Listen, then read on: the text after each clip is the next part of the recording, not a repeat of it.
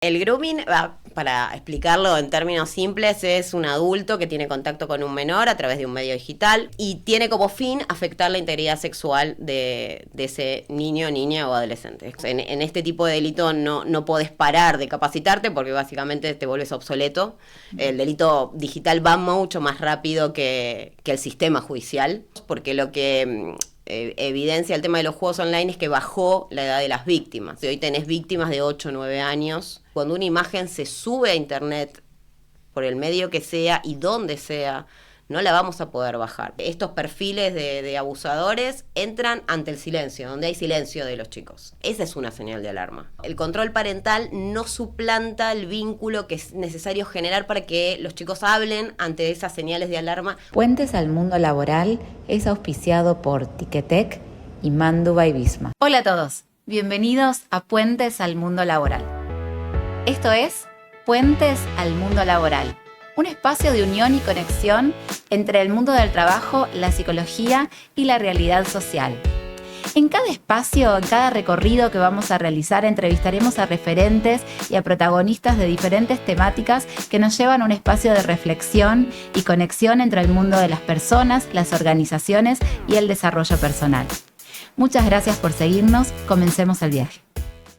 Bienvenidos nuevamente. Estoy muy contenta de poder abrir una nueva temporada de Puentes al mundo laboral, en este caso la 5ª temporada que estamos transitando y hoy estamos iniciando esta nueva temporada y estoy acompañada de Lorena Pecorelli. Lorena es fiscal especializada en delitos de ciberpedofilia, en grooming, en todo lo que tiene que ver con trata de personas y lleva más de 25 años trabajando en el ministerio, todo lo que es el Ministerio Fiscal de la provincia de Buenos Aires.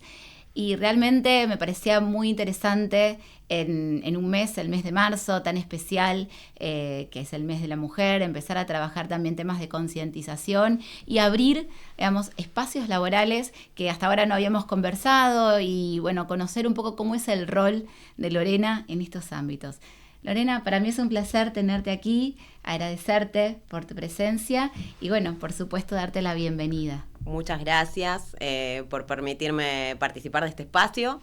La agradecida soy yo. Me parece súper interesante poder traer estas temáticas, así que cuando quieras. Comenzamos. Arrancamos. Sí, y para comenzar, a mí siempre me gusta empezar desde primera persona, ¿no? Desde la mirada que vos traes sobre el tema y antes conocer un poquito cómo es ser fiscal en la provincia de Buenos Aires. ¿Cómo es tu rol? ¿En qué consiste?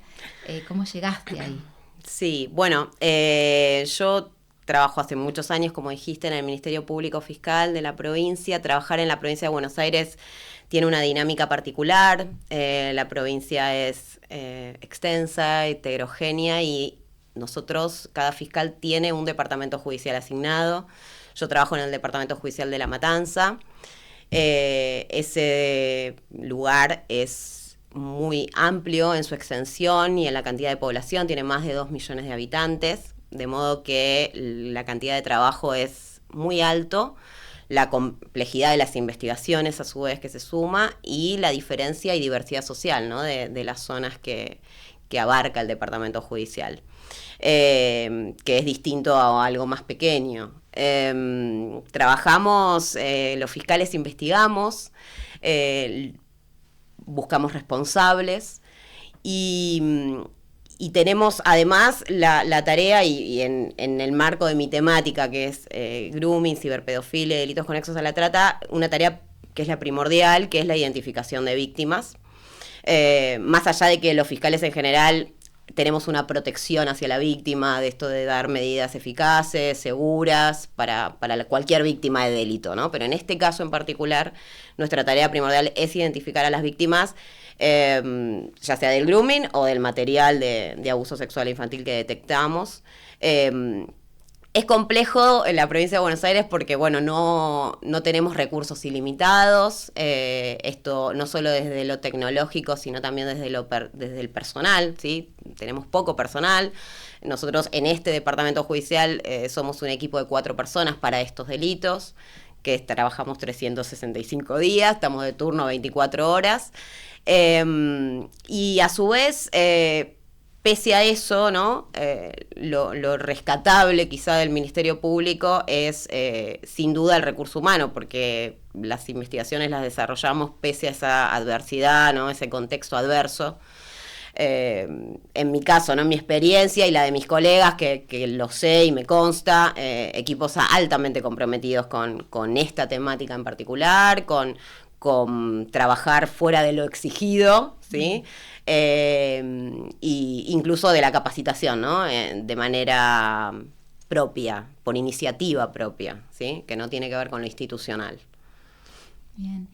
¿Cómo fue que fuiste metiéndote en este ámbito? ¿Cómo fue? En la temática. Imagino bastante largo, Muy. pero de alguna manera, ¿cómo fueron esos saltos que te acercaron aún más a donde estás hoy? A la temática me acercó una necesidad que vino desde lo político-criminal, una directiva del Ministerio Público Fiscal, que fue especializar porque el delito digital venía acrecentándose y había que darle una respuesta. Desde lo que se entendió que era lo que correspondía, era buscar la especialización, buscar equipos que se encarguen solo de investigar estos 2 o 3 delitos del Código Penal, y desde lo individual lo que busqué yo con mis compañeros es profundizar esa capacitación. No podemos, en este tipo de delito no podés parar de capacitarte porque básicamente te vuelves obsoleto. El delito digital va mucho más rápido que el sistema judicial. Y la especialización fue una respuesta a cómo se transformó el delito para afectar a niños, niñas y adolescentes. Bien. Bueno, justamente ya metiéndonos con la temática, ¿no? Con lo que abordás en tu día a día laboral, que son las temáticas de grooming, como bien mencionabas, ciberpedofilia, de delitos conexos a la trata de personas. Puntualmente, ¿cómo se trabaja hoy estos temas? Ampliar para tal vez quien no está tan cercano a estos términos, ¿qué es el grooming? ¿Cuáles son los diferentes delitos que ustedes abordan? Bueno, el grooming, para explicarlo en términos simples, es un adulto que tiene contacto con un menor a través de un medio digital, cualquiera puede ser, un teléfono, una red, una plataforma de mensajería, y tiene como fin afectar la integridad sexual de ese niño, niña o adolescente. Es cualquier menor de 18 años puede ser víctima de grooming. Y tiene que ser el autor mayor de 18 años. La ciberpedofilia, que parece un término muy amplio, lo que pasa que abarca, quizás eso es, la definición es muy, muy grande, se reduce a lo que tiene que ver con el material de abuso sexual infantil, que son videos, fotos de niños, niñas y adolescentes que están siendo abusados sexualmente, ¿sí? Y bueno, los delitos conexos a la trata tiene que ver con la promoción, la facilitación de la prostitución, no tanto de lo digital, ¿sí? Lo más de ciberdelincuencia es el grooming y el MASI, aunque los delitos conexos a la trata están teniendo una transformación ahí de darse a través de la vía digital. Pensaba mientras te escuchaba, ¿no? Que hay tanto que va avanzando en materia de tecnología, en materia digital, digamos, y todo lo que se hace también con la imagen de las personas, la información que se sube hoy a la nube, a internet, que circula a través de las redes sociales, hoy puede jugar en contra de la integridad de uno cuando llega a manos equivocadas, pienso yo. ¿Hay algo de esto que ustedes estén viendo el último tiempo que también esté involucrado, de que haya algo de identidad que se altere a través de un mal manejo de esa información? Claro. ¿Y cómo son los casos que se presentan últimamente? Si hay un aumento este último tiempo. Me contabas un poquito detrás de cámara que estaban arrebatados de casos. Sí, ¿no? Sí, porque, bueno, tiene que ver con dos factores. Primero, bueno, un niño entre los 8 y 9 años en promedio se calcula que tiene un teléfono celular o que tiene acceso a internet. Eso ya lo expone, ¿sí? Eso hace subir el índice delictivo claramente, además de los juegos online, que es un caudal de causas importantes para nosotros, porque lo que evidencia el tema de los juegos online es que bajó la edad de las víctimas, ¿sí? Antes quizás eran a partir de los 11, 12 años, y hoy tenés víctimas de 8, 9 años, víctimas de grooming. Por otro lado, las causas, se ve un incremento también porque hay más información, por suerte. De hecho, el camino es ese, para poder sobrellevar el avance, ¿no? de esta actividad delictiva, que es la prevención a través de informar. ¿Sí? Las escuelas están haciendo un buen trabajo, nosotros participamos, de hecho, como fiscales en estos programas, los incentivamos, creemos que es ahí donde tenemos que estar, y eso hace que cuando uno tiene información y sabe dónde tiene que ir, recurre y denuncia. A nosotros nos es de una ayuda indispensable, pero bueno, sube el número de causas. Por otro lado, lo que vos te referías también, y es como lo más nuevo quizá que se está dando, es con la utilización de la IA. Y se viene dando ya hace un tiempo, sobre todo en los adolescentes. Hemos tenido muchos casos dentro de las propias escuelas, donde algunos adolescentes generan ese material, con esa IA de transformar un cuerpo desnudo con la cara de algún compañero. Son temas sensibles, primero porque el Código Penal no establece el delito en particular. Nosotros, como fiscales, y esto a raíz de la conexión que tenemos, nosotros no trabajamos solos, es imposible trabajar esta temática solos, o sea que no solo entre fiscales hablamos, sino es un cuerpo mucho más amplio en que interactuamos en distintas disciplinas, ¿no? Entendemos que puede haber una producción de material de abuso sexual infantil, que eso sí está previsto en el Código Penal, pero lo vemos dentro de un mundo adolescente. Entonces, si bien el delito existe, hay otras medidas que hay que tomar antes. Entonces, bueno, hoy por hoy se han dado que hay chicos que tuvimos que intervenir y con los organismos locales, del servicio local o municipales, y la propia escuela, ¿no? Ese niño hay que sacarlo de ese lugar donde está estudiando, o iba a estudiar a su casa como una medida cautelar, porque no puede estar con la víctima a la que le generó esa imagen. El daño que produce la creación de la imagen y después la difusión, ¿no? Lo que tiene este delito es que las víctimas siguen revictimizándose cada vez que esa imagen se vuelve a difundir. Entonces, es lo que hay que evitar y es imposible. Nosotros siempre lo que le tratamos de decir a todos es que cuando una imagen se sube a internet, por el medio que sea y donde sea, no la vamos a poder bajar. Podemos apretar un botón en Facebook, tenemos la posibilidad de hacerlo, en plataformas como, en cualquier plataforma de Meta podemos nosotros comunicar a esas plataformas y que bajen el contenido, o algunas páginas en particular, pero después va a volver a aparecer en otro lugar, probablemente en lo que se llama la internet oscura. Por eso es tan peligroso, y es una acción que no se va a detener.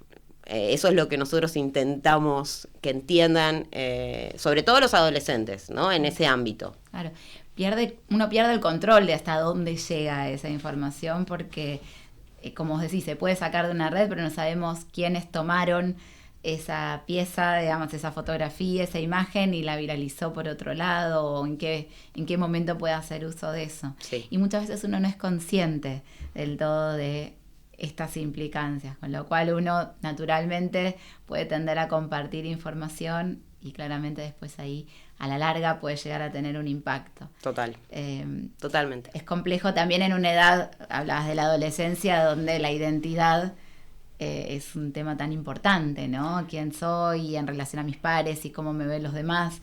Ahí empieza a complejizarse también desde el lado emocional para la persona. Sí. Sí, bueno, el tema con los adolescentes es que ellos no subestiman al distinto de los adultos. Los adultos lo que vemos es que subestiman el medio digital. Lo subestiman, creen que, bueno, ¿qué puede pasar si está en la habitación con un teléfono? lo subestiman porque no lo llegan a entender como ellos. Los adolescentes no lo subestiman, saben el impacto que tiene, pero para ellos no conciben la existencia de un delito detrás de la acción que están haciendo. Y eso es lo importante de que tratamos de recalcarle. Más allá de que no hay una figura, como te decía, puntual, hay ahora un anteproyecto de Código Penal que si sale, sí está previsto, pero bueno, dentro de las normas que tenemos, en algunos casos aplica.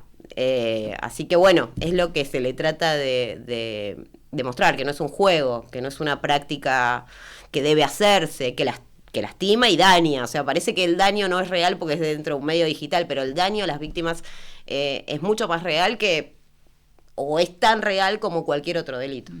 Desde ya. Pensaba en tu trabajo a la hora de identificar víctimas, ¿no? Sí. ¿Cómo es que se trabaja de esa manera? ¿Cómo? Entiendo que hay un trabajo por parte de un equipo interdisciplinario, pero ¿cómo es que se llega? Y también, ¿cómo es el accionar de aquellos adultos que están intentando acercarse a un niño a través de los medios? Es lo que se pudo ver. Nosotros trabajamos, como te decía, no trabajamos solos. Uno de nuestros grandes proveedores de denuncias, o no sé cómo decirlo, sino que nos informan de estos hechos, son las propias plataformas, ¿sí? Meta, Google, TikTok, ellos son y también los juegos en línea, Roblox ahora. Ellos directamente nos envían cualquier reporte, cualquier situación que adviertan en relación a un niño o un adolescente, donde se esté divulgando material o donde ese menor esté siendo contactado por una persona que aparenta ser adulto y esas conversaciones son de contenido sexual, nos llegan las denuncias. A veces en el grooming es la propia víctima la que viene a denunciar, ahí ya no tenemos que identificar víctimas, solo nos queda el autor. Pero en el caso del material de abuso sexual infantil, videos, fotos, ahí sí es una tarea que para nosotros tiene prioridad alta. También para las plataformas tiene prioridad alta. Porque es ver a un niño, un adolescente que está siendo abusado en una foto, en un video, se le ve la cara, generalmente a los autores no, pero a las víctimas sí. Y es una búsqueda casi desesperada, porque sabemos que cuanto más demoremos, ese niño o niña va a seguir siendo abusado. Así que es una carrera contra el tiempo. Sí, trabajamos con peritos, con analistas. Nosotros hacemos mucho trabajo propio de campo, ¿no? Yo, mis compañeros, con acceso a las distintas plataformas o a los medios que tenemos, que contamos. Y esa es la parte técnica, digamos, para identificar una víctima, ¿no? Base de datos. Hay organismos internacionales que nos dan mucha ayuda, como Interpol, que genera una base muy amplia donde todos, fiscales de todo el mundo, envían su material. Nosotros robustecemos, cada fiscal robustece esa base de Interpol para identificar si esa víctima ya fue identificada en otro lado, porque la víctima puede que esté acá en Argentina o puede ser que esté en otro país. Y por eso decía que la tarea no es solitaria, ¿no? Porque nosotros tenemos que estar en contacto con todos, con el mundo, si no, no podemos trabajar. Y bueno, una vez que esa parte técnica se hace, ¿no? Y esa víctima se logra identificar dónde está, ahí ya deja de ser técnico el trabajo para hacer un abordaje más integral, donde trabajamos con los psicólogos que hacen un trabajo primordial. O sea, nosotros necesitamos a ellos. Yo soy fiscal, no soy psicóloga. Es muy difícil abordar a una mamá que no sabe lo que le pasó a su hijo y a la propia víctima, ¿no? Pero ese abordaje, cuando digo integral, es porque va más allá de la víctima. También va al grupo familiar de contención de esos niños. Y es absolutamente indispensable contar con ese apoyo durante todo el proceso, ¿sí? No es solo en esa primera instancia, sino un abordaje que tiene que acompañar, porque nosotros muchas veces a un niño abusado no le podemos tomar declaración en forma inmediata. Es a veces imposible porque no pueden hablar, no pueden verbalizar, y hay que darle tiempo. Y en ese tiempo se necesita un acompañamiento permanente de esos equipos, ¿no? Especializados. Claro, y también para la protección de ese menor, imagino que hay que tomar decisiones que a veces tienen que ser más prontas, pero uno tiene que respetar también los tiempos de la persona, más allá de los tiempos del organismo en cuestión, ¿no? Sí, lo complejo. Sí, claro. Bueno, las cámaras Gesell tienen que ver con eso. Obviamente hay atraso que no tiene que ver con eso solo, tiene que ver con un sistema que está colapsado, no hay tanta posibilidad de llevar cámaras Gesell en forma inmediata porque no podemos, el sistema no lo permite, porque hacer una cámara Gesell es mucha gente involucrada, estamos todos ahí, ¿no? Está la defensa, está el juez, están los psicólogos, pero sí es cierto que no podemos descuidar a la víctima si está en condiciones o no está en condiciones, y en eso tenemos que respetar lo que dicen los profesionales que lo asisten, ¿sí? Cuando un menor no puede declarar, no puede declarar. Por suerte, en mi temática en particular, el hecho, tenemos el material, o sea, muchas veces tenemos el material que permite detener a una persona, someterlo al proceso, tenemos prueba, ¿sí? No es como un abuso que una persona viene a declarar y no hay testigos de nada. Digamos, acá el material se ve al niño que está siendo abusado. Quizás nos falta prueba del autor, ¿no? Pero a veces las características donde se lleva a cabo los abusos es la propia casa del autor, entonces cuando vos vas a detenerlo ves que, no sé, la misma cama, la misma cortina, eso es mucho técnico, pero bueno, tenemos elementos para avanzar, y en muchos casos no se hace cámara Gesell y han resultado condenados, o sea, no tenemos obstáculo, pero sí el respeto a esa protección de la víctima que incluye su intimidad también. Sobre todo y especialmente, ¿no? Que no se pueda divulgar y que no pueda llegar a oídos de otros lo que le pasó. Sí, es fundamental. Sí, entiendo también cuando son más chiquitos el entender lo que vivieron debe ser complejo, ¿no? Poder conceptualizar o entender algo de la experiencia. No sé si habrá muchos casos de chicos que nieguen la situación o que les cueste declarar parte de lo que vivieron. Por supuesto entendiendo cuál es el abordaje de los psicólogos. Lo más habitual es que no puedan expresarlo, ¿sí? Lo que más leemos es que los psicólogos dicen no puede verbalizar, y en otros casos sí, pero claro, bueno, depende de la edad también, ¿no? A veces nosotros tuvimos, la ayudantía tuvo un caso en particular que, bueno, es la única sentencia hasta hoy donde hay un condenado por producción de material de abuso sexual infantil, que abusaba claramente, pero producía material, y fue condenado a 50 años. 50 años es la pena máxima, ¿no? Es la única hasta el momento. Y eran muchas víctimas en ese caso. Y bueno, una de las niñas, lo que yo recuerdo es que para ella era un juego, ¿sí? Porque lo que tienen los autores de estos delitos es que ven a los niños como hablamos de cosificación o instrumentalización, ¿no? De las víctimas. Para ellos son como objetos que satisfacen su deseo, ¿sí? Hay varios fines, ¿no? Igual no a veces el autor lo hace por satisfacción personal, perversa, digamos, pero por su propia satisfacción, muchas veces. Y esto no es muchas veces, hay muchos casos donde hay un comercio detrás, ¿sí? Es un gran negocio el material de abuso sexual infantil, es un gran negocio que reditúa tanto como la venta de drogas. Pero bueno, en ese caso me acuerdo que la nena hablaba de juegos, para ella era un juego, y vos escuchabas un relato de lo que le pasaba o de lo que le hacían como un juego. Iban a jugar. De hecho, en los audios que nosotros teníamos, que veíamos los abusos, y se escuchaba, porque muchas veces los audios tienen sonido, se escuchaba a la nena que decía, vamos a jugar. Entonces, bueno, sí, lo verbalizan, o como pueden, o no lo verbalizan, o a veces es cuestión de tiempo. Sí, entiendo también en algunos casos que se da este primer abordaje del adulto a través de generar confianza, de mostrarse como un adulto al que simpatice, ¿no? Y entrar por diferentes lados. Entonces, imagino que después romper con ese discurso o entender que va por otro lado en un niño, en un adolescente, puede tener su complejidad y el tiempo que requiera, sobre todo cuando empiezan a intervenir otras personas en la búsqueda de ayuda. Sí, bueno, el groomer, el autor del grooming, no es que tiene un abordaje directo, no es que quiere abusar sexualmente de manera directa, no lo hace así.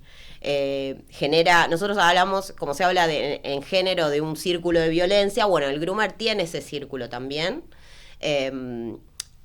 Empieza por entrar desde una manera afectiva, de generar un vínculo, de ver cuál es el lugar, lo vulnerable de con quien se está comunicando.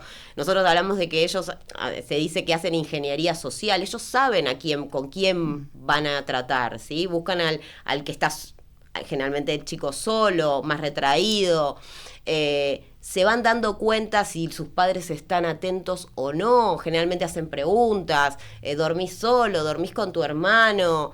Mostrame tu cuarto, ¿sí? Y hay un vínculo que intentan generar de confianza. Hacia eso van. Y después, bueno, ahí se va transformando en otra cosa, cuando empiezan a pedir, cuando el menor da alguna foto. Y ahí empieza la extorsión, ¿no? Si vos no haces tal cosa, yo publico tu foto porque tengo a todos tus contactos de Instagram, o voy a hablar con tu mamá, o voy a hablar con tu papá, o sea, ¿qué escuela vas, no? Y toda información que sacan de las redes, claro. Totalmente. Pero bueno, sí, el groomer es un sujeto que no es improvisado y no es que lo hizo una vez. Sabe, generalmente cuando tenemos a un autor de groomer tenemos muchas víctimas y va abarcando incluso víctimas que se conocen entre ellas, ¿no? Va llegando a través de una primera víctima, va llegando al compañerito de la escuela. Claro, se va ramificando, y va conectando, sí, cada vez más. Sí. Bien, esto me hace hacer un pasaje, me hace pensar, pasando a un segundo momento, sí, en esta charla, aprovechando el nombre de Puentes al Mundo Laboral de este podcast y haciendo puente con estos temas. Uno de las preguntas tiene que ver con, bueno, pensando en tu recorrido, ¿no? Sí.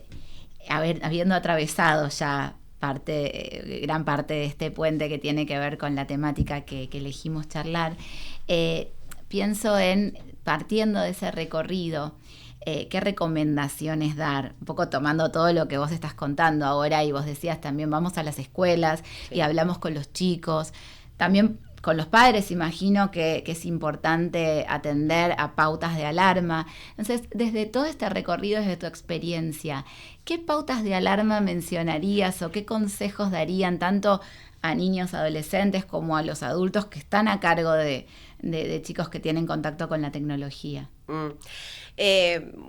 Mi recomendación, muchas veces las reuniones son para docentes, son para padres, son para los alumnos.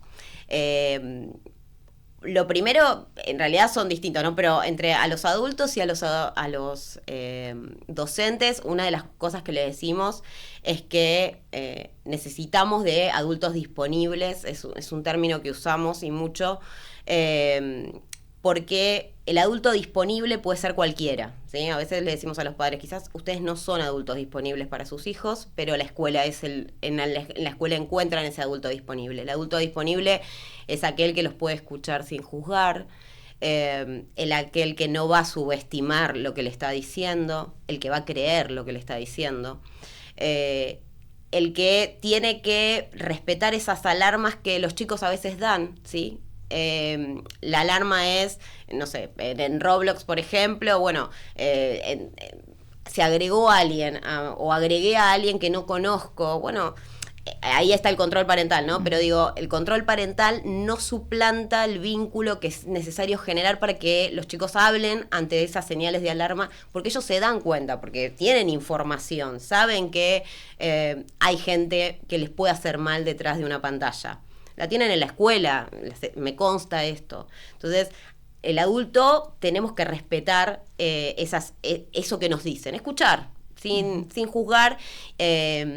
No tenemos que hacer espionaje de los dispositivos de nuestros hijos, pero sí supervisar. Hay mecanismos de control parental, hay apps que nosotros podemos usar para controlar los dispositivos, pero eso no va a suplantar el diálogo. Donde entran estos perfiles de abusadores, entran ante el silencio, donde hay silencio de los chicos. Esa es una señal de alarma. Que el chico esté totalmente encerrado, que no puedas entrar a la habitación. Yo recuerdo un caso que tuve de un grooming donde el padre terminó arrancando la puerta de la habitación. Y lo bien que hizo. Claro. Porque a partir de que abrió la puerta de esa habitación, la arrancó literal, no es que no es que la abrió solamente, pero estaba desesperado y ahí llegó a poder detectar que su hija estaba siendo víctima de un groomer.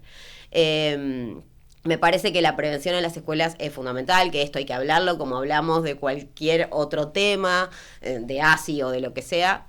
Me consta que las escuelas lo hacen, pero bueno, es cierto que quizás no hay tantas personas para llegar a todas, ¿no? Pero en la escuela es el lugar, es el foco donde lo detectan además, porque es donde detectan los comportamientos que empiezan a ser distintos. El chico que se aísla, el chico retraído, los padres también lo podemos detectar. Pero lo importante es esto, ¿no? Tener una escucha activa de ellos y estar disponible para lo que nos tienen que decir sin castigar, digamos. Ese no es el punto. Sí, yo pensaba sin el enojo, ¿no? Porque a veces uno, como yo soy madre también de una niña de 8 años y pienso a veces, ¿no? En cómo acercarse de una manera lo más empática posible, porque muchas veces uno se enoja si estás tanto tiempo con la pantalla, querés todo el tiempo consumir esto. Bueno, no desde el enojo, sino desde dónde poder buscar otras alternativas. Total. Y escuchar. Me parece interesante lo que sí, sin el juicio de valor que a veces puede aparecer, que puede traer aparejado del otro lado, o el ocultar, ¿no? O tener vergüenza por algo que le está sucediendo. Y sí. Lo ideal sería que nosotros como adultos podamos conocer esa tecnología, pero no, eso es imposible. Lo cierto es que vos ves a tu hijo jugando y él entiende mucho más rápido que vos, porque él nació con eso. Nosotros estamos acá en un proceso de adaptación. Mi recomendación es que poder entenderlo, poder sentarse y ver a qué está jugando, qué es esto, qué hay. Sí, hay un chat, bueno, a ver, el chat está, no está. Hoy podemos googlear y decir, a ver, ¿cómo bloqueo el chat de Roblox? Y cualquier padre lo podría hacer, digamos. Pero involucrarse en eso, y explicándole que detrás de las pantallas, hay personas y que muchas personas pueden no ser quien ellos creen. Y que es un medio peligroso como podía ser peligroso antes, que nos decían a nosotros, ojo cuando salís a la calle, si te sigue alguien, te metes en un comercio, bueno, es lo mismo, es otro medio, pero es tan peligroso como que el afuera, y si lo entienden y uno les da ese espacio de confianza, me parece que ahí está la clave para no avanzar, ¿no? Porque el problema de estos delitos es que avanzan y escalan en su gravedad. Claro, bien. Muy claro y necesario, ¿no? Poder entender, digamos, también estas recomendaciones. Para finalizar, me quedaría hablando muchísimo más, pero para ir dando un cierre a esta charla, yo llamo a este último momento del otro lado del puente, ¿no? Y más que del otro lado del puente, también es volver a cruzar este puente. Y en este nuevo recorrido que hicimos charlando, ¿no? Brevemente sobre esta temática, ¿hay algún mensaje que quieras rescatar, que hayas vuelto a pensar, digamos, teniendo en cuenta la importancia de este tema? Bueno, quizás dejarles esto de que la tecnología no es un enemigo, sino es la herramienta que utilizan para poder desplegar estas acciones, estos delitos. Que tenemos que tener, es simplemente tener, no sé si la palabra es paciencia, sino perseverancia, ahí está. Como adultos ser perseverantes en que podemos acompañar, en que podemos entender dentro de las limitaciones y si no buscar referentes, ¿sí? Que puedan ayudarnos, ¿sí? A veces no es el padre, a veces es un hermano, pero tenemos que involucrarnos. Desde mi experiencia, sí, la verdad es que una de las cosas que yo creo que pasan los delitos porque pasan es que los adultos subestimamos la tecnología. Y no entendemos que es solo una herramienta. Y es también una herramienta para muchas cosas buenas. Me parece que es eso. Y entender que, bueno, en el caso del material de abuso sexual infantil, esto del video que pasamos, de la foto que pasamos, entender que ahí hay una víctima que está siendo víctima de abuso sexual, que es un niño, y que su difusión, como te decía antes, hace que se revictimice cada vez que eso lo difundimos. Entonces está bueno decir esto no, hasta acá, yo voy a cortar esa cadena, hacer lo que a nosotros nos toca desde nuestro pequeño lugar. Tal cual. Bien, bueno, Lorena, agradecida por este espacio que también nos sirve de concientización, ¿no? Y de aprender de lo que es algo habitual en el día a día, pero que muchas veces no nos detenemos profundamente a pensar y a entender que hay del otro lado de la víctima, ¿no? Agradecerte por tu trabajo también en la Fiscalía y tu compromiso, que es tan importante, y bueno, y por estar acá con nosotros compartiendo todo este recorrido y esta experiencia. Muchas gracias a vos. Me parece que cualquier canal que sirva para poder informar y conectar con la temática y que visibilizarla es interesante y muy productivo. Excelente. Muchas gracias. Al contrario. Bueno, y gracias a ustedes por seguirnos en este nuevo episodio. Nos vemos la próxima entrega de Puentes al Mundo Laboral. Muchas gracias. Puentes al Mundo Laboral es auspiciado por Ticketek y Mandu by Visma. Agradecemos el apoyo de Confitería La Ideal, 2Ls e English Point.